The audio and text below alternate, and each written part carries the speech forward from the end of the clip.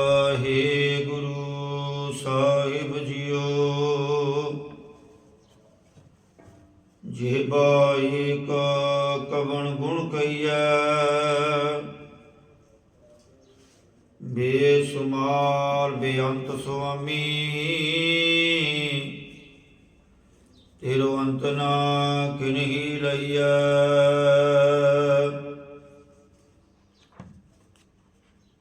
ਗਿਆਨ ਧਿਆਨ ਕਿਛ ਕਰਮ ਨਾ ਜਾਣਾ, ਸਾਰ ਨਾ ਜਾਣਾ ਤੇਰੀ। ਸਭ ਤੇ ਵੱਡਾ ਸਤਿਗੁਰੂ ਨਾਨਕ, ਜਿਨ ਕਲ ਰਾਖੀ ਮੇਰੀ। ਜੁਗੋ ਜੁਗ ਟਲ ਬਾਲੀਏ ਦੋ ਜਹਾਨ, ਜਗਤ ਗੁਰੂ ਦਸਾਂ ਪਾਤਸ਼ਾਹੀਆਂ ਦੀ ਆਤਮਕ ਜੋਤ ਸਰੂਪ। ਬਾਣੀ ਕੇ ਬੋਹਿਤ ਕਲਯੁਗ ਕੇ ਅਵਤਾਰ, ਗੁਰਤਾ ਗੱਦੀ ਤੇ ਵਿਰਾਜਮਾਨ। ਧੰਨ ਧੰਨ ਧੰਨ ਆਦਿ ਸ੍ਰੀ ਗੁਰੂ ਗ੍ਰੰਥ ਸਾਹਿਬ ਜੀ ਦੇ ਨਿੱਘੀ ਗੋਦ ਅੰਦਰ ਜੁੜ ਬੈਠੀ ਗੁਰੂ ਰੂਪ ਗੁਰੂ ਸਵਾਰੇ ਗੁਰੂ ਪਿਆਰੀ ਸਾਧ ਸੰਗਤ ਜੀਓ। ਕਰੋ ਰਸਨਾ ਨੂੰ ਪਵਿੱਤਰ, ਗੱਜ ਵੱਜ ਕੇ ਫਤਿਹ ਪ੍ਰਵਾਨ ਕਰੋ ਜੀ। ਆਖੋ ਵਾਹਿਗੁਰੂ ਜੀ ਕਾ ਖਾਲਸਾ, ਵਾਹਿਗੁਰੂ ਜੀ ਕੀ ਫਤਿਹ। ਸੋ ਆਪ ਸਰਬੱਤ ਸੰਗਤਾਂ ਬੜੇ ਧੰਨਤਾ ਦੇ ਯੋਗ ਹੋ, ਜੋ ਪਿਛਲੇ ਕਾਫੀ ਲੰਮੇ ਸਮੇਂ ਤੋਂ ਗੁਰਬਾਣੀ ਦੀ ਵਿਚਾਰ ਦੇ ਨਾਲ ਜੁੜੇ ਹੋ। ਅੰਮ੍ਰਿਤ ਵੇਲੇ ਉੱਠ ਕਰਕੇ ਗੁਰੂ ਦਰਬਾਰ ਦੀਆਂ ਹਾਜ਼ਰੀਆਂ ਭਰਦੇ ਹੋ, ਸੇਵਾ ਕਰਦੇ ਹੋ। ਇਹ ਵੱਡੇ ਭਾਗਾਂ ਦੀ ਨਿਸ਼ਾਨੀ ਹੈ। ਬਿਨ ਭਾਗਾਂ ਕਿਛ ਪਾਈਐ ਨਾਹੀ। ਬਿਨਾਂ ਭਾਗਾਂ ਤੋਂ ਕੁਝ ਪਾਇਆ ਨਹੀਂ ਜਾ ਸਕਦਾ। ਸੋ ਆਓ ਆਪ ਸਰਬੱਤ ਸੰਗਤਾਂ ਸੁਖਮਨੀ ਸਾਹਿਬ ਜੀ ਦੇ ਵਿਆਖਿਆ ਅੰਦਰ ਜੁੜੇ ਹੋਏ ਹੋ। ਕੱਲ ਆਪ ਜੀ ਨੇ 11ਵੀਂ ਅਸ਼ਟਪਦੀ ਦੀ ਵਿਆਖਿਆ ਸਰਵਣ ਕੀਤੀ। ਸੋ ਆਓ 12ਵੀਂ ਅਸ਼ਟਪਦੀ ਦੀ ਵਿਆਖਿਆ ਸਰਵਣ ਕਰੀਏ। ਕਰੋ ਰਸਨਾ ਨੂੰ ਪਵਿੱਤਰ, ਕਰੋ ਮਨ ਬਿਰਤੀਆਂ ਇਕਾਗਰ, ਤਾਂ ਜੋ ਗੁਰਬਾਣੀ ਦੀ ਸੋਝੀ ਆਵੇ, ਭਜਨ ਬੰਦਗੀ ਦੀ ਸੋਝੀ ਆਵੇ। ਸ਼ਲੋਕ ਜਿਹੜੀ ਇਹ ਅਸ਼ਟਪਦੀ ਹੈ, ਇਹਦਾ ਜਿਹੜਾ ਸ਼ਲੋਕ ਹੈ, ਇਹਦੀ ਇੱਕ ਉਥਾਨਕਾ ਹੈ। ਸ੍ਰੀ ਗੁਰੂ ਅਰਜਨ ਦੇਵ ਜੀ ਦੇ ਸਮੇਂ ਸਤਿਗੁਰਾਂ ਕੋਲ ਇੱਕ ਸਿੱਖ ਬਣਨ ਵਾਸਤੇ ਆਇਆ। ਸਤਿਗੁਰਾਂ ਨੇ ਉਸ ਨੂੰ ਪਰਖਣ ਵਾਸਤੇ ਕਿ ਸਿੱਖੀ ਬੜੀ ਔਖੀ ਹੈ, ਪਰ ਉਸਨੇ ਮੁੜ ਮੁੜ ਕੇ ਕਿਹਾ ਕਿ ਮੈਨੂੰ ਆਪਣਾ ਸਿੱਖ ਬਣਾ ਲਵੋ। ਸਤਿਗੁਰੂ ਜੀ ਕਹਿਣ ਲੱਗੇ, ਪਹਿਲਾਂ ਸਾਡਾ ਕੰਮ ਕਰਕੇ ਕਰ, ਫਿਰ ਤੈਨੂੰ ਸਿੱਖ ਬਣਾਵਾਂਗੇ। ਉਸਨੇ ਕਿਹਾ, ਸਤਿਗੁਰੂ ਜੀ ਜੋ ਕਹੋਗੇ ਮੈਂ ਉਹੀ ਕੰਮ ਕਰਾਂਗਾ।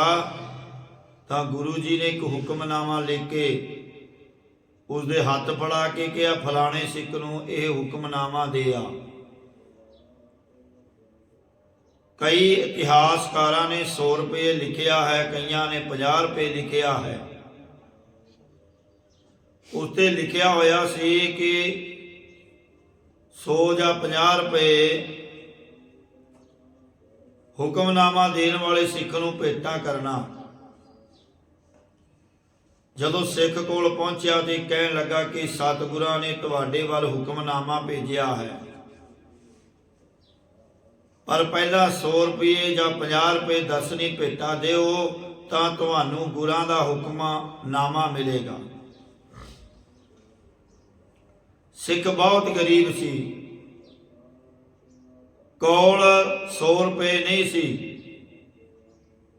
ਸਤਿਗੁਰਾਂ ਦਾ ਸਿੱਖ ਜਾਣ ਕੇ ਬਹੁਤ ਸੇਵਾ ਤੇ ਆਦਰ ਕੀਤਾ। ਆਰਾਮ ਕਰਨ ਲਈ ਸਿੱਖ ਨੂੰ ਆਸਣ ਦਿੱਤਾ ਅਤੇ ਆਪ ਘਰ ਦਾ ਸਮਾਨ ਵੇਚਣ ਲਈ ਚਲਾ ਗਿਆ। कि सतगुरां दा हुक्मनामा आया है। सिख ने दर्शनी भेटां दे के हुक्मनामा लिया ते बड़े सत्कार सहित सिर ते रख के मत्था टेकिया।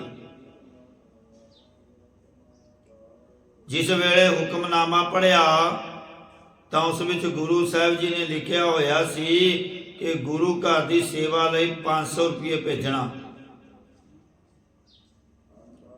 सिख ने मत्थे वट नहीं पाया ते ना ही मन विच संकल्प किया कि गुरां ने भेटा मंगी है।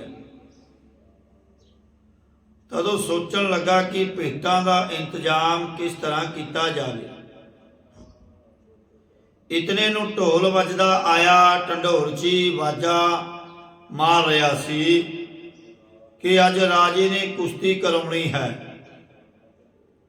जिहड़ा मसकीनीए पहलवान नूं ढा लवेगा उसनूं 1000 रुपये इनाम ते जिहड़ा ढह जावेगा उसनूं 500 रुपया इनाम मिलेगा। ये गल सुन के सिख बड़ा प्रसन्न होया ते सोचिया कि महाराज लई अगर जान लेके लग जावे तां इस तो चंगी गल होर की है। जे जित नहीं तो हार के 500 रुपये इनाम लैके सतगुरां नूं गुरु घर लई भेटा देना करांगा। सतगुरु ने अपना कारज आप ही सवार लिया है। उसी वेले सिख मल अखाड़े वाल नूं तुर पिया। रस्ते विच प्यास लगी तां खूह ते पानी पीण लगा।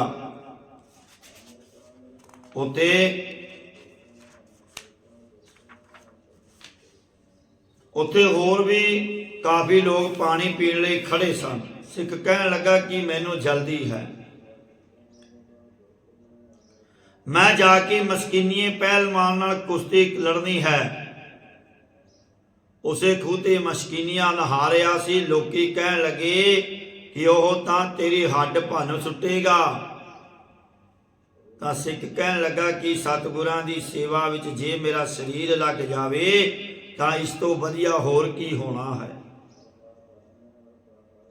सिख दी जदों मसकीनीए पहलवान ने भी ये गल सुनी तां हिरदा मोम वांगू पिघल गया अते सोचण लगा धन ऐजे सिख जो गुरु लई शरीर भी कुर्बान कर देण। अखाड़े विच बड़े ढोल ढमक्के बजे। लोकां दी भीड़ इकट्ठी हो गई।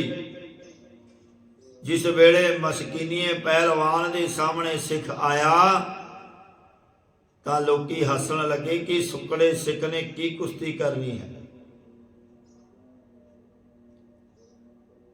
इसने तां मौत खरीद लई है। कुश्ती शुरू हुई। कुछ चिर आपस विच हेठ उतां हुंदे रहे। अखीर मसकीनीए ने सिख नूं जप्पा पा के अपने उपर कर लिया। लोकां ने ताड़ियां मारनियां शुरू कर दित्तियां कि मसकीनिया हार गया ते सिख जित गया। उस वेले सिख नूं 1000 रुपये इनाम ते मसकीनीए नूं 500 रुपये मिले। मसकीनीए दा मान मिट गया, निमरता आ गई। फिर मसकीनीए पहलवान ने सिख नूं बेनती की कि जिस गुरु दे पिछे तू अपनी जान कुर्बान करने लई तैयार हो गया वो गुरु कित्थे रहिंदे हन। मैनूं उन्हां सतगुरां दे दर्शन करवा। सिख ने पहला आके 500 भेटां सिख नूं दित्ती अते मसकीनीए पहलवान नूं नाल लैके जो सिख घर बैठा सी उस नाल तुर पए। जदों श्री अमृतसर साहिब पहुंचे गुरु अर्जन साहिब जी सुखमनी साहिब उचार रहे सन। जदों मसकीनीए पहलवान ते सिख ने भेटा रख के नमस्कार की तां उस वेले सतगुरां ने वर देंदियां वचन कहे, सुखी बसै मसकीनिया आप निवार तले। हे मसकीनिया पहलवान तू सुखी वसेगा। तू अपना हंकार निवृत्त करके सिख दे हेठां डिग पिया है। सारियां लई उपदेश है। जिन्हां ने आपा भाव ਮੇਟ ਕਰਕੇ ਆਪਣੇ ਆਪ ਨੂੰ ਨੀਵੇਂ ਮੰਨਿਆ ਹੈ, ਉਹ ਨਿਮਰਤਾ ਵਾਲੇ ਸੁਖੀ ਵਸਦੇ ਹਨ। ਵੱਡੇ ਵੱਡੇ ਅਹੰਕਾਰੀਆਂ ਨਾਨਕ ਗਰਭ ਗਲੇ। ਮਹਾਰਾਜ ਕਹਿੰਦੇ, ਸਤਿਗੁਰੂ ਜੀ ਕਥਨ ਕਰਦੇ ਹਨ ਕਿ ਵਡੇਰੇ ਵਡੇਰੇ ਅਹੰਕਾਰੀ ਰਾਵਣ, ਦੁਰਯੋਧਨ ਆਦਿ ਸਭ ਹੰਕਾਰ ਕਰਕੇ ਹੀ ਸੜੇ ਹਨ।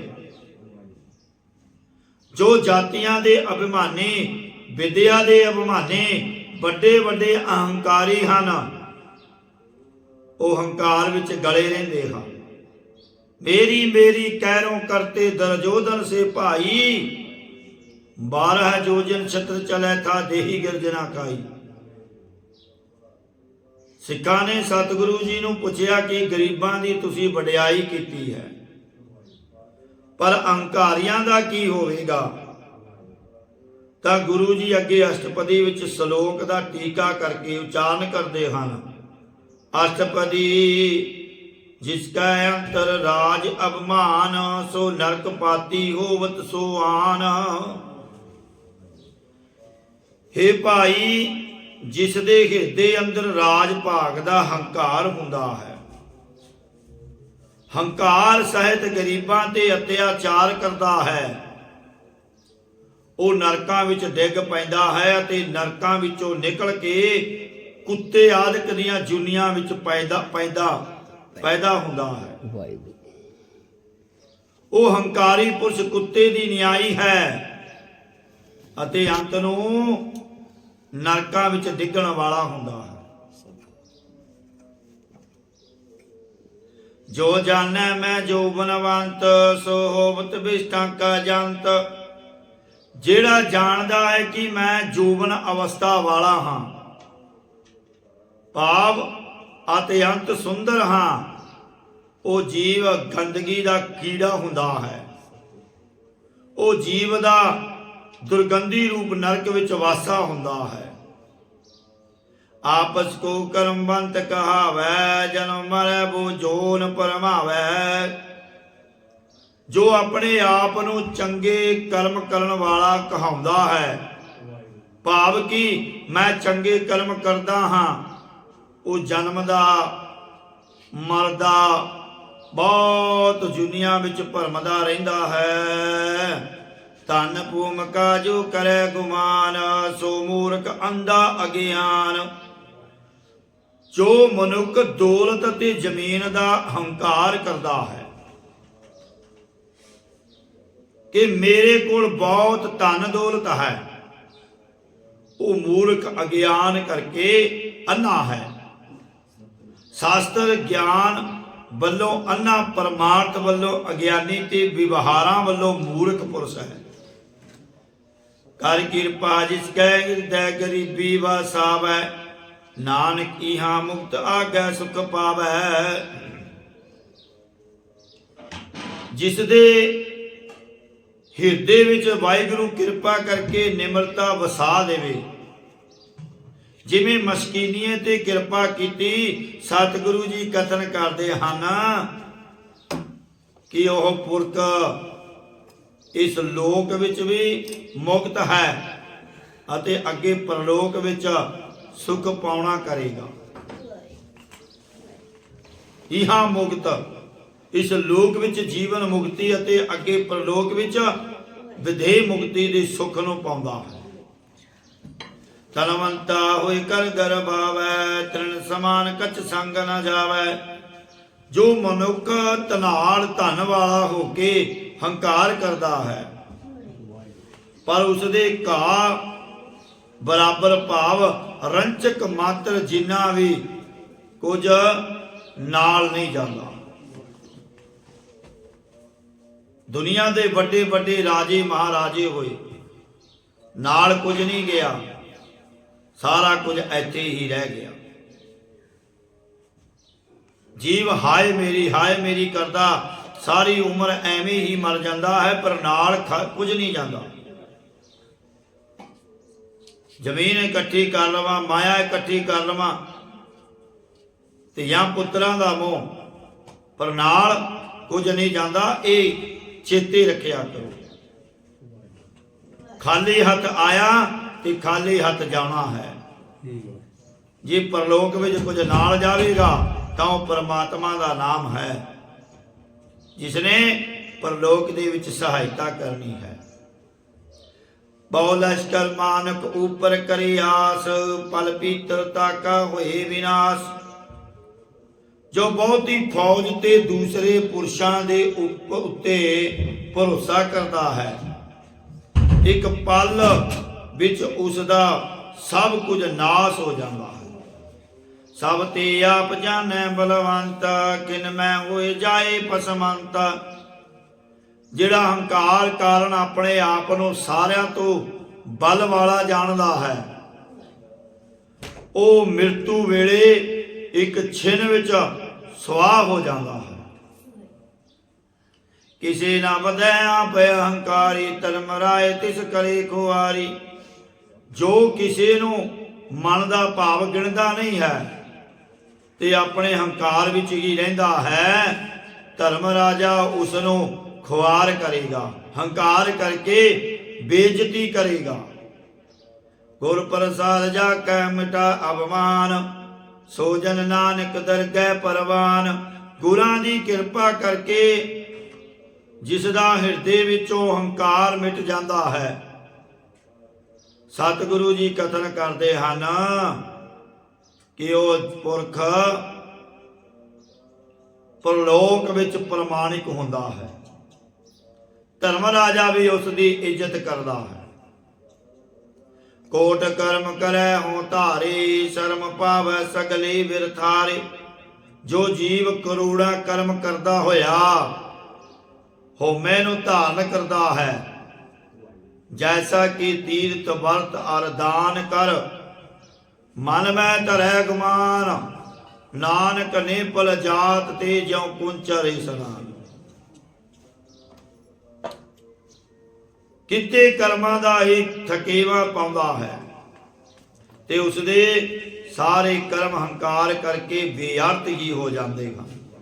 ਜਿਵੇਂ ਹਾਥੀ ਨੂੰ ਸਾਬਣ ਨਾਲ ਗੰਗਾ ਵਿੱਚ ਇਸ਼ਨਾਨ ਕਰਵਾਇਆ ਤੇ ਉਹ ਫਿਰ ਬਾਹਰ ਆ ਕੇ ਸੁੰਡ ਨਾਲ ਆਪਣੇ ਉੱਤੇ ਖੇਹ ਪਾਉਣਾ ਕਰਦਾ ਹੈ, ਇਸੇ ਤਰ੍ਹਾਂ ਦੀ ਮਨੁੱਖ ਦੀ ਹਾਲਤ ਹੈ। ਸਾਰਾ ਕੁਝ ਕਰ ਕਰਕੇ ਸਾਰਾ ਕੁਝ ਕਰਦਾ ਹੈ, ਤੀਰਥਾਂ ਤੇ ਜਾਂਦਾ ਹੈ, ਵਰਤ ਵੀ ਕਰਦਾ ਹੈ, ਪੁੰਨ ਦਾਨ ਵੀ ਕਰਦਾ ਹੈ, ਪਰ ਜਿਹੜਾ ਅੰਦਰ ਹੰਕਾਰ ਹੈ ਉਹ ਨਹੀਂ ਤਿਆਗਦਾ, ਉਹ ਨਹੀਂ ਤਿਆਗਦਾ। ਉਹ ਹਾਥੀ ਦੀ ਬਾਤ ਹੈ। ਅਨਕ ਤਪੱਸਿਆ ਕਰੀ ਅਹੰਕਾਰ, ਨਰਕ ਸੁਰਗ ਫਿਰ ਅਵਤਾਰ। ਜੋ ਅਨੇਕ ਪ੍ਰਕਾਰ ਦੀ ਤਪੱਸਿਆ ਕਰਕੇ ਅਹੰਕਾਰ ਭਾਵ ਹੰਗਤਾ ਕਰਦਾ ਹੈ, ਹਉਮੈ ਕਰਦਾ ਹੈ, ਉਹ ਫਿਰ ਮੁੜ ਮੁੜ ਕੇ ਦੋਜਕ ਬਹਿਸ਼ਤ ਵਿੱਚ ਉਤਰਦਾ ਰਹਿੰਦਾ ਹੈ। ਅਵਤਾਰ ਦਾ ਭਾਵ ਹੈ ਉਤਰਨਾ, ਭਾਵ ਭਟਕਣਾ ਕਰਨਾ। ਵਿਸ਼ਨੂੰ ਦੇ 24 ਅਵਤਾਰ ਨਾ ਸਮਝਣਾ। ਕਈ ਵਾਰੀ ਜੀਵ ਸਮਝ ਲੈਂਦਾ ਹੈ ਕਿ ਤਪੱਸਿਆ ਕਰਕੇ ਜੀਵ ਨੇ ਜਿਹੜਾ ਹੰਕਾਰ ਕੀਤਾ, ਨਰਕ ਸੁਰਗ ਫਿਰ ਅਵਤਾਰ, ਉਹ ਅਵਤਾਰ ਨਹੀਂ, ਭਟਕਣਾ ਹੈ, ਉਤਰਦਾ ਰਹਿੰਦਾ ਹੈ ਬਹਿਸ਼ਤ ਵਿੱਚ। ਭਾਵ ਤਪੱਸਿਆ ਦੇ ਫਲ ਕਰਕੇ ਸਵਰਗਾਂ ਦੀ ਪ੍ਰਾਪਤੀ ਹੋਵੇਗੀ ਜਦੋਂ ਪੁੰਨ ਕਰਮ ਸਮਾਪਤ ਹੋ ਜਾਣਗੇ। ਜਿਵੇਂ ਵੱਟਾ ਪਹਾੜ ਤੋਂ ਥੱਲੇ ਰੁੜਿਆ ਜਾਂਦਾ ਹੈ, ਇਸੇ ਤਰ੍ਹਾਂ ਸਵਰਗ ਵਿੱਚੋਂ ਮਨੁੱਖ ਨੂੰ ਰੋੜਿਆ ਜਾਵੇਗਾ। ਫਿਰ ਨਰਕ ਦੇ ਵਿੱਚ ਨਰਕੀ ਜੀਵ ਹੋ ਕੇ ਜਨਮ ਧਾਰੇਗਾ। ਭਾਵ ਮੁੜ ਮੁੜ ਕੇ ਸੰਸਾਰਿਕ ਜੂਨਾਂ ਵਿੱਚ ਉਤਰਨਾ ਕਰੇਗਾ। ਅਨਕ ਜਨਮ ਕਰ ਅਨਕ ਜਤਨ ਕਰ, ਆਤਮ ਨਹੀਂ ਦਰਵੈ, ਹਰ ਦਰਗਹਿ ਕੋ ਕੈਸੇ ਗਵੈ। ਅਨੇਕ ਸਾਧਨਾ ਰੂਪ ਉਦਮਾ ਕਰਕੇ ਜਿਸ ਦਾ ਮਨ ਸਤਿਗੁਰਾਂ ਦੇ ਪਿਆਰ ਵਿੱਚ ਨਰਮ ਭਾਵ ਕੋਮਲ ਨਹੀਂ ਹੁੰਦਾ, ਹਰੀ ਵਾਹਿਗੁਰੂ ਦੇ ਦਰਬਾਰ ਵਿੱਚ ਦੱਸੋ ਉਸ ਦੀ ਕਿਸ ਪ੍ਰਕਾਰ ਗਵਤਾ ਹੋਵੇਗੀ, ਭਾਵ ਨਹੀਂ ਹੋ ਸਕਦੀ। ਹਰੀ ਵਾਹਿਗੁਰੂ ਦੀ ਦਰਗਾਹ ਵਿੱਚ ਉਸ ਦਾ ਜਸ किस प्रकार गाया जा सकता है, भाव नहीं गाया जा सकता। जदों तक दिल दे विच मन दे विच प्यार अते नरम भाव कोमल नहीं हुंदा। आपस को जो भला कहावै तिसे भला ही निकट न आवे। जिहड़ा पुरुष अपने आप नूं चंगा कहाउंदा है उस पुरुष दे तां चंगियाई नेड़े भी नहीं आउंदी। वो कई कहते हैं ना कि साडे वर्गा चंगा नहीं कोई, मेरे वर्गा दानी नहीं, मेरे वर्गा ज्ञानवान नहीं, मेरे वर्गी अकल किसी नूं नहीं। दरअसल वो मूर्ख हुंदा है जिहड़ा अपनी वडियाई आप करदा है। सब की रीण जाका मन होए, कहो नानक ताकी निर्मल सोए। जिसदा अंतशकरण सारियां दी चरण धूड़ी हो जाता है। सतगुरु जी कथन करते हैं कि उसकी लोक परलोक विच उजल शोभा हुंदी है। जब लग जाने मुझते कछ होए, तब इसको सुख नाही कोए। जद तक जीव जानदा है कि मेरे तो ही सब कुछ हुंदा है, तद तक इसनूं कोई भी सुख प्राप्त नहीं हो सकता। जब लग मेरी मेरी करे, तब लग काज एक नहीं सरै। जदों तक जीव मेरी मेरी करता है,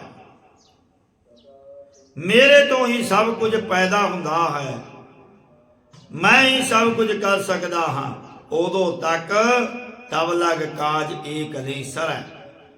उसनूं कुछ भी प्राप्त सुख प्राप्त नहीं हो सकता। जावे जानै मैं किछ करता, तब लग गर्भ जोन मैं फिरता। जदों ये जीव जानदा है कि मैं सब कुछ करदा हाँ, तब तक ये जीव माता दे पेट विच पै के जुनिया विच भरमदा फिरदा। जब तारै कहू बैरी मीत, तब लग नेचल नाही चीत। जदों तक किसी नूं मन विच दुश्मन ते मित्र धारण करदा है, तद तक हिरदा अचल नहीं हुंदा। जब लग मोह मगन संग माए, तब लग धर्म राय देश जाए।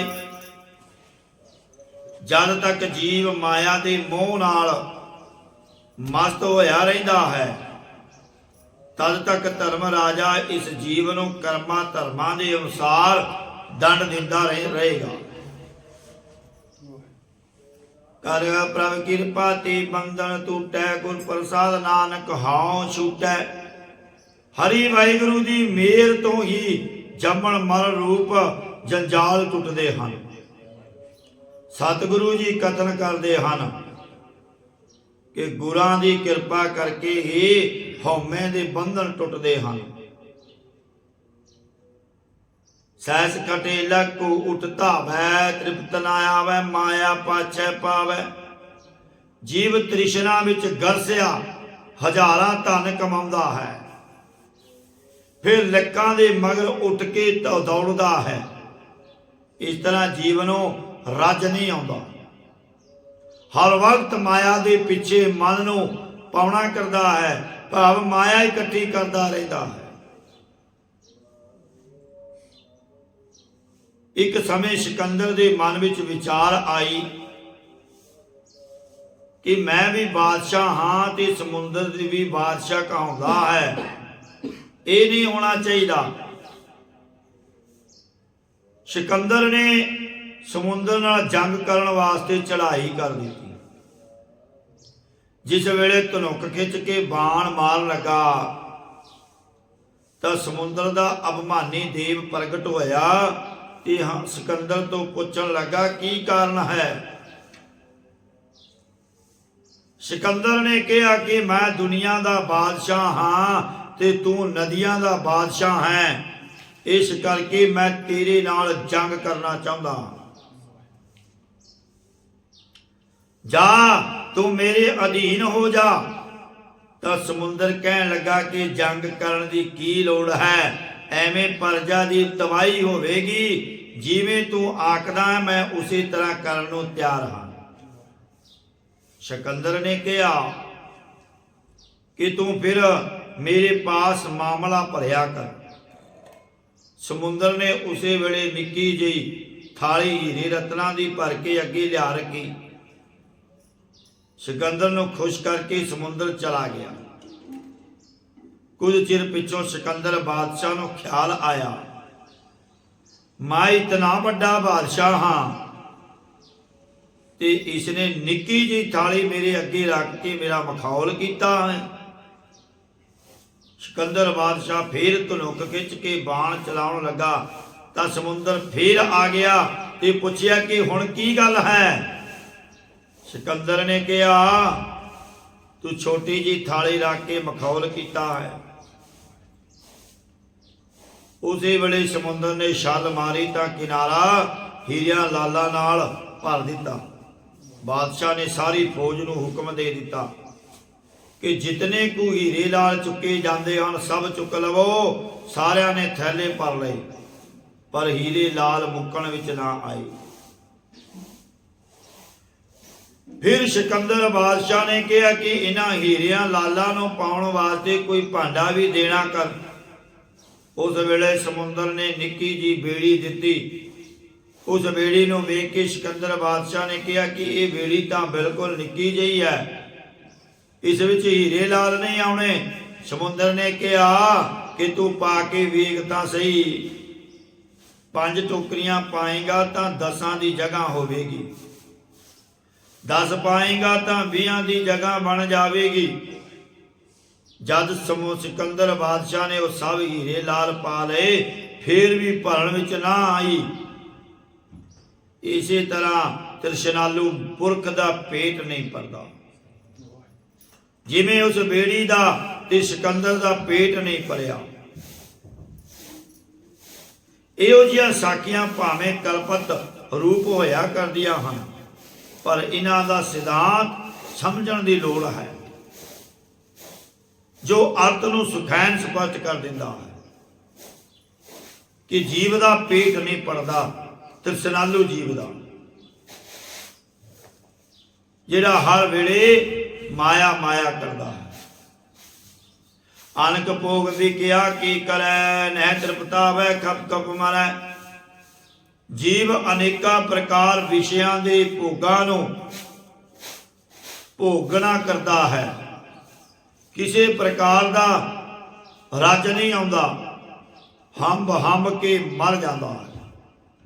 ਬਿਨਾ ਸੰਤੋਖ ਨਹੀਂ ਕਉ ਰਾਜੈ, ਸੁਪਨ ਮਨੋਰਥ ਬਿਰਤੇ ਸਭ ਕਾਜੈ। ਸਬਰ ਤੋਂ ਬਗੈਰ ਕਿਸੇ ਨੂੰ ਵੀ ਰੱਜ ਨਹੀਂ ਆਉਂਦਾ। ਸੁਪਨੇ ਮਨ ਦੇ ਸੰਕਲਪ ਵਾਂਗ ਇਹ ਸਾਰੇ ਕਾਰਜ ਬੇਅਰਥ ਹਨ। ਜਿਵੇਂ ਸੁਪਨੇ ਦੇ ਵਿੱਚ ਕੋਈ ਕੰਗਾਲ ਰਾਜਾ ਬਣ ਕੇ ਬੈਠ ਜਾਵੇ ਤੇ ਜਦੋਂ ਅੱਖਾਂ ਖੋਲ ਕੇ ਵੇਖਦਾ ਹੈ ਤਾਂ ਕੁਝ ਵੀ ਨਹੀਂ ਹੁੰਦਾ। ਜਿਵੇਂ ਇੱਕ ਤੇਲੀ ਤੇਲ ਦਾ ਕੁੱਪਾ ਚੁੱਕੀ ਆਉਂਦਾ ਸੀ, ਉਹ ਕੁੱਪਾ ਭਾਰਾ ਹੋਣ ਕਰਕੇ ਤੇਲੀ ਇਕੱਲਾ ਹੀ ਗੱਲਾਂ ਕਰਦਾ ਹੈ ਕਿ 2 ਮੀਲ ਦਾ ਪੈਂਡਾ ਹੈ, ਜੇਕਰ ਕੋਈ ਆਦਮੀ ਮਿਲ ਪਵੇ ਤਾਂ ਉਸ ਦੇ ਸਿਰ ਤੇ ਚੁਕਾ ਦਿਆਂ। ਉੱਥੇ ਪਾਸ ਹੀ ਕਬਰ ਪੁੱਟ ਕੇ ਉਸ ਵਿੱਚ ਪਿਆ ਹੋਇਆ ਇੱਕ ਪੁਰਸ਼ ਬੋਲਿਆ ਕਿ ਮੈਂ ਮਰਿਆ ਪਿਆ ਹਾਂ, ਨਹੀਂ ਤਾਂ ਚੁੱਕ ਹੀ ਲੈਂਦਾ। ਤਾਂ ਉਸ ਤੇਲੀ ਨੇ ਕਿਹਾ ਕਿ ਮਰੇ ਬੋਲਦੇ ਨਹੀਂ ਹਨ। ਸੇਖ ਚਿੱਲੀ ਕਹਿਣ ਲੱਗਾ ਕਿ ਤਾਜ਼ਾ ਮਰਿਆ ਕਰਕੇ ਬੋਲਦਾ ਹਾਂ। ਤੇਲੀ ਕਹਿਣ ਲੱਗਾ ਤੂੰ ਬਾਹਰ ਨਿਕਲ, ਮੇਰਾ ਤੇਲ ਦਾ ਕੁੱਪਾ ਚੁੱਕ ਕੇ ਮੇਰੇ ਪਿੰਡ ਛੱਡ ਆ, ਤੈਨੂੰ 2 ਪੈਸੇ ਮਜ਼ਦੂਰੀ ਦੇ ਦਿਆਂਗਾ। ਉਹ ਬਾਹਰ ਨਿਕਲ ਆਇਆ ਤੇ ਉਸ ਦਾ ਕੁੱਪਾ ਸਿਰ ਉੱਪਰ ਰੱਖ ਕੇ ਤੁਰ ਪਿਆ। ਤਦ ਉਹ ਮਨ ਵਿੱਚ ਸੋਚਦਾ ਹੈ ਕਿ ਇਹਨਾਂ 2 ਪੈਸਿਆਂ ਦਾ ਹੋਰ ਤਾਂ ਕੁਝ ਆਉਣਾ ਨਹੀਂ, ਕੁਝ ਆਂਡੇ ਖਰੀਦ ਲਵਾਂਗਾ, ਫਿਰ ਕਿਸੇ ਮੁਰਗੀ ਤੋਂ ਬੱਚੇ ਕਢਵਾ ਲਵਾਂਗਾ, ਇਉਂ ਬਹੁਤ ਸਾਰੀਆਂ ਮੁਰਗੀਆਂ ਹੋ ਜਾਣਗੀਆਂ। ਉਹਨਾਂ ਨੂੰ ਵੇਚ ਕੇ ਇੱਕ ਬੱਕਰੀ ਖਰੀਦਾਂਗਾ, ਫਿਰ ਬੱਕਰੀ ਦਾ ਬਹੁਤ ਇੱਜੜ ਹੋ ਜਾਵੇਗਾ। ਉਹਨਾਂ ਨੂੰ ਵੇਚ ਕੇ ਮੱਝ ਖਰੀਦਾਂਗਾ, ਉਸ ਦਾ ਦੁੱਧ ਅਤੇ ਕੱਟੇ ਕੱਟੀਆਂ ਵੇਚ ਕੇ ਸੋਹਣਾ ਮਕਾਨ ਬਣਾਵਾਂਗਾ।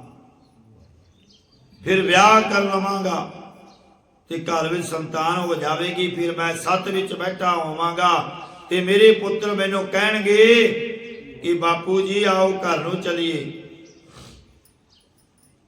मैं कहांगा नहीं, मैं नहीं जाना। क्यों कह के सिर हिला दिता ते तेल दा कुप्पा हेठां डिग पिया। गज के आखो जी सतनाम श्री वाहिगुरू। अते सारा तेल डुल गया। तां तेली गुस्से विच उसनूं झड़कण लग पिया। ਉਹ ਸੇਕ चिल्ली कहता कि तू अपने तेल नूं रोंदा है, मेरा सारा परिवार ही रुड़ गया है, क्योंकि तू हुण मैनू 2 पैसे नहीं देने ते मेरा परिवार नहीं बचना। गज के आखो जी सतनाम श्री वाहिगुरू। जिवें सुपने दे विच कोई कंगाल राजा बन के बैठ जावे, जदों अखां खोल के वेखदा है तां कुछ भी नहीं होगा। इसे तरह जीव है, सुपने की तरह इस संसार विच है। नाम रंग सर्ब सुख होए, बड़ भागी किसे प्राप्त होए। परमेश्वर दे नाम दे प्रेम विच सारे सुख प्राप्त हो जाते हैं, पर वड्डियां भागां करके किसी बिरले नूं ही ये सुख प्राप्त होंदे हैं। करन करावण आपे आप, सदा सदा नानक हर जाप। सारिया कारजां नूं करण कराउण वाला अपने आप ही पूर्ण परमेश्वर है। आप ही कारजां नूं करन वाला ते होरनां तों प्रेर के कराउण वाला है। गुरु जी कथन करदे हन कि इस करके सदा सदा हमेशा हमेशा हरि वाहिगुरू दे नाम नूं जपना कर। करन करावण करनै हार, इसकै हाथ न कहां विचार। सब कारजां नूं करण कराउण वाला रचनहार परमेश्वर आप ही है। इस तुच्छ जीव दे हत्थ विच की है, इस गल दी विचार करके निर्णय करके देखो। भाव कुछ नहीं है, जीव दे हत्थ विच कुछ नहीं। जैसी दृष्ट करे तैसा होए, आपे आप प्रभ सोए। जिहो जी परमेश्वर इस दे पुरवले कर्मां दे अनुसार नदर करदा है, ओह जिहा फल प्राप्त हुंदा है। ओह हरि वाहिगुरू हुण भी है, पिछे भी आप ही सी ते अगे नूं भी आप ही होवेगा। जो किछ कीनो सो अपने रंग, सब ते दूर सबों कै संग। जिहड़ा कुछ परमेश्वर ने कीता है वो अपने आनंद विच ही कीता है। सारे अज्ञानियां तो दूर ते सारे विचारवानां ते संग नाल है। सब दी आत्मा पाप पुण्य तो दूर है। निर्गुण स्वरूप करके सारे बेमुखां तो दूर है ते सारे गुरमुखां दा संगी है। बूझै देखै करै विवेक, आपै एक आपे अनेक। परमेश्वर आप ही जीव दे कर्म देख के समझदा है ते आप ही फिर फल देण दा विचार करदा है। परमेश्वर आप ही एक निर्गुण स्वरूप है ते आप ही सरगुण स्वरूप होके अनेकां रूपां विच वरतदा है। मरै न विनसै आवै न जाए, नानक सदगी रिया समाए। ना वो मरदा है ते ना ही नाश हुंदा है, ना ही जन्म धार के आउंदा है ते ना ही मर के किते जांदा है। सतगुरु जी कथन करते हैं कि वह परमेश्वर हमेशा ही सारे थावां ते व्यापक होके समा रहा है। आप उपदेशै समझै, आप आपे रचिया सबकै साथ। वो आप ही सतगुरु रूप होके सिक्ख्या दिंदा है ते आप ही सिख रूप होके समझदा है। आप ही सारियां दे नाल मिलिया होया है। आप कीनो आपन विस्तार, सब कछ उसका ओ करने हार। अपना पसारा उसने आप ही कीता है। सारा कुछ उस वाहिगुरु दा ही रचिया होया है ते वो आप ही करन वाला है। सब ते पिन कहो किछ होए, थान थनंतर एक सोए। ਉਸ ਪਰਮੇਸ਼ਰ ਤੋਂ ਵੱਖਰਾ ਦੱਸੋ ਕੁਝ ਹੋਰ ਹੋ ਸਕਦਾ ਹੈ? ਭਾਵ ਕੁਝ ਵੀ ਨਹੀਂ ਹੋ ਸਕਦਾ, ਕਿਉਂਕਿ ਉਹ ਸਾਰੀ ਥਾਵਾਂ ਦੇ ਵਿੱਚ ਇੱਕੋ ਪਰਮੇਸ਼ਰ ਆਪ ਹੀ ਵਰਤ ਰਿਹਾ ਹੈ। ਆਪਣੇ ਚਲਤੇ ਆਪ ਕਰਨੇ ਹਾਰ, ਕੌਤਕ ਕਰੈ ਰੰਗ ਅਪਾਰ। ਆਪਣੇ ਕੂਤਕਾਂ ਨੂੰ ਪਰਮੇਸ਼ਰ ਆਪ ਹੀ ਕਰਨ ਵਾਲਾ ਹੈ। ਪਰਮੇਸ਼ਰ ਆਪ ਹੀ ਬੇਅੰਤ ਰੰਗਾਂ ਦੇ ਤਮਾਸ਼ੇ ਕਰਦਾ ਹੈ। ਮਨ ਮੈਂ ਆਪ ਮਨ ਆਪਣੇ ਮਾਏ, ਨਾਨਕ ਕੀਮਤ ਕਹਿਣ ਨਾ ਜਾਏ। ਆਪ ਹੀ ਜੀਵ ਦੇ ਅੰਤਸ਼ਕਰਨ ਵਿੱਚ ਹੈ ਤੇ ਆਪਣੇ ਆਪ ਹੀ ਆਤਮਾ ਵਿੱਚ ਤਾਣੇ ਪੇਟੇ ਵੱਧ ਅਭੇਦ ਰੂਪ ਹੈ। ਸਤਿਗੁਰੂ ਜੀ ਕਥਨ ਕਰਦੇ ਹਨ ਕਿ ਉਸ ਹਰੀ ਵਾਹਿਗੁਰੂ ਦੀ ਪ੍ਰਾਪਤੀ ਰੂਪ ਕੀਮਤ ਕਹੀ ਨਹੀਂ ਜਾ ਸਕਦੀ। ਸਤ ਸਤ ਸਤ ਪ੍ਰਭ ਸੁਆਮੀ ਗੁਰ ਪ੍ਰਸਾਦ ਕਿਨੈ ਬਖਿਆਨੀ। ਪਹਿਲਾ ਅਰਥ ਇਸ ਪੰਕਤੀ ਦਾ, ਉਹ ਹਰੀ ਵਾਹਿਗੁਰੂ ਪਹਿਲਾਂ ਵੀ ਸਤ ਸਰੂਪ ਸੀ ਤੇ ਹੁਣ ਵੀ ਸਤ ਸਰੂਪ ਹੈ ਤੇ ਅੱਗੇ ਨੂੰ ਵੀ ਮਾਲਕ ਸਤ ਸਰੂਪ ਰਹੇਗਾ। ਜਿਸ ਨੇ ਮਾਲਕ ਪਰਮੇਸ਼ਰ ਦਾ ਸਤ ਸਰੂਪ ਨਿਸ਼ਚੈ ਕੀਤਾ ਹੈ, ਉਹ ਸੱਚ ਸਰੂਪ ਨੂੰ ਜਾਣ ਕੇ ਸੱਚ ਸਰੂਪ ਹੀ ਹੋ ਗਿਆ ਹੈ। ਔਰ ਦੂਸਰਾ ਅਰਥ, ਉਸ ਸੱਚੇ ਪ੍ਰਭੂ ਹਰੀ ਵਾਹਿਗੁਰੂ ਕਰਕੇ ਹੀ ਸਾਰਾ ਸੰਸਾਰ ਸਤ ਪ੍ਰਤੀਤ ਹੋ ਰਿਹਾ ਹੈ। ਉਹ ਸੁਆਮੀ ਮਾਲਕ ਪਰਮੇਸ਼ਰ ਦੀ ਸੋਚ ਵਿੱਚ ਸੱਚੇ ਬਣੋ। ਔਰ ਤੀਜਾ ਅਰਥ, ਸਤ ਸੱਚੇ ਗੁਰਾਂ ਦੇ ਉਪਦੇਸ਼ ਦੁਆਰਾ ਜਿਸ ਨੇ ਸੱਚੇ ਵਾਹਿਗੁਰੂ ਗੁਰ ਮੰਤਰ ਨੂੰ ਜਪਿਆ ਹੈ, ਉਸਨੇ ਪਰਮੇਸ਼ਰ ਮਾਲਕ ਨੂੰ ਸੱਚ ਸਰੂਪ ਨਿਸ਼ਚੈ ਕੀਤਾ ਹੈ। ਗੁਰ ਪ੍ਰਸਾਦ, ਗੁਰਾਂ ਦੀ ਕਿਰਪਾ ਕਰਕੇ ਕਿਸੇ ਬਿਰਲੇ ਨੇ ਹੀ ਹਰੀ ਵਾਹਿਗੁਰੂ ਦੀ ਕੀਰਤੀ ਕਥਨ ਕੀਤੀ ਹੈ। ਵਾਹਿਗੁਰੂ ਗੁਰ ਮੰਤਰ ਹੈ, ਜਪ ਹਉਮੈ ਖੋਈ। ਸੱਚ ਸੱਚ ਸੱਚ ਸਭ ਕੀਨਾ, ਕੋਟ ਮਦੇ ਕਿਨ ਬਿਰਲੇ ਚੀਨਾ। ਸੱਚਾ ਵਾਹਿਗੁਰੂ ਆਪ ਸੱਚ ਸਰੂਪ ਹੈ, ਜਿਸ ਨੇ ਸਾਰਾ ਕੁਝ ਸੱਚਾ ਹੀ ਕੀਤਾ ਹੈ। ਇਸ ਗਿਆਨ ਨੂੰ ਕਰੋੜਾਂ ਵਿੱਚੋਂ ਕਿਸੇ ਬਿਰਲੇ ਨੇ ਹੀ ਜਾਣਿਆ ਹੈ। ਭਲਾ ਭਲਾ ਭਲਾ ਤੇਰਾ ਰੂਪ, ਅਤ ਸੁੰਦਰ ਅਪਾਰ ਅਨੂਪ। ਹੇ ਪਰਮੇਸ਼ਰ, ਸੰਸਾਰ ਵਿੱਚ ਚੰਗਿਆਂ ਤੋਂ ਚੰਗਿਆਂ ਪੁਰਖਾਂ ਨਾਲੋਂ ਤੁਹਾਡਾ ਸਰੂਪ ਸ੍ਰੇਸ਼ਟ ਹੈ। ਹੇ ਪਰਮੇਸ਼ਰ, ਤੇਰਾ ਸਰੂਪ ਤਿੰਨਾਂ ਕਾਲਾਂ ਵਿੱਚ ਚੰਗਾ ਹੈ।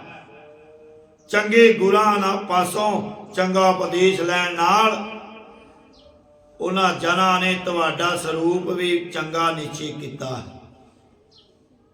ਆਪ ਜੀ ਦਾ ਸਰੂਪ ਅਤਿਅੰਤ ਸੋਹਣਾ, ਪਾਰਾਵਾਰ ਤੋਂ ਰਹਿਤ ਤੇ ਉਪਮਾ ਤੋਂ ਰਹਿਤ ਹੈ।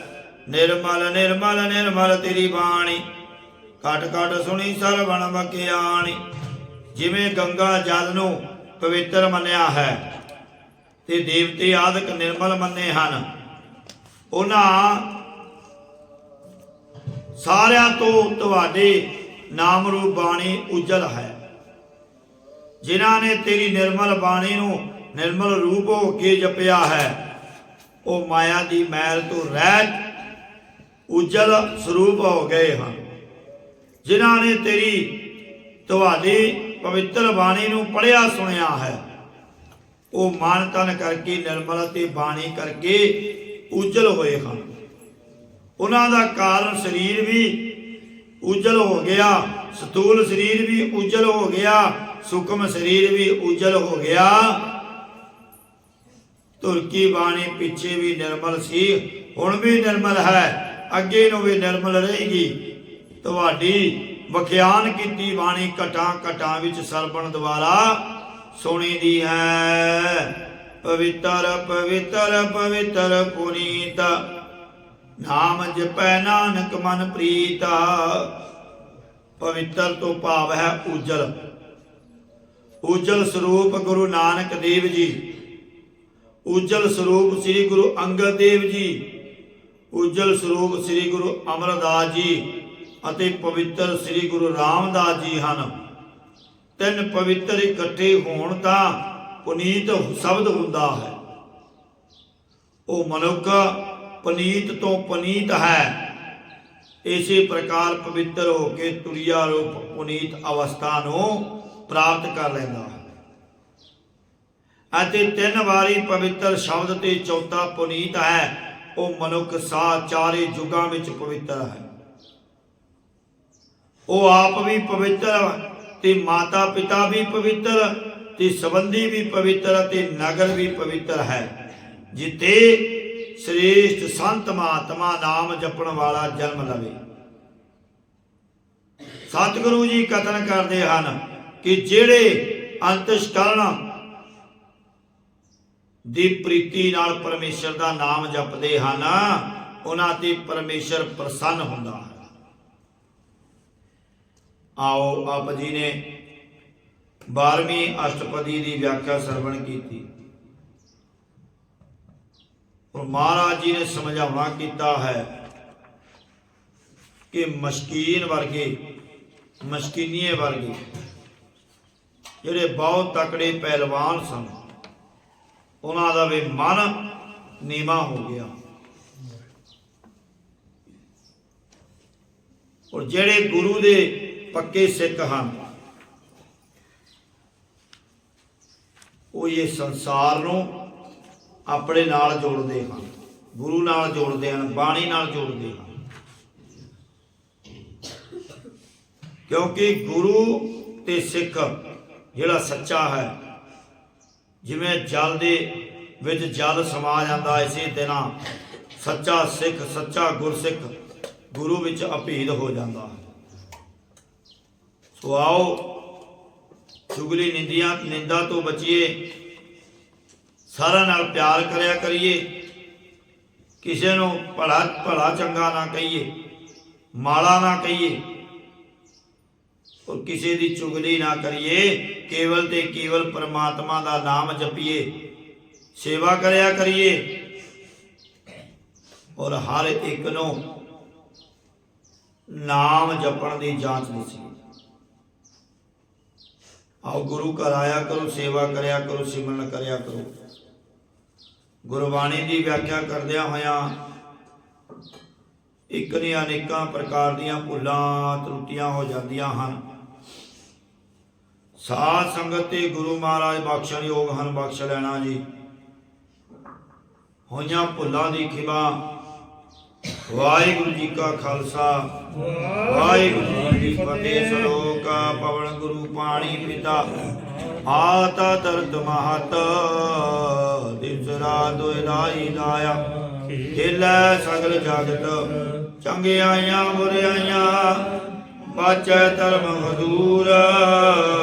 ਧਰਮੀ ਆਪੋ ਆਪਣੀ, ਕੇ ਨੇੜੇ ਕੇ ਦੂਰ।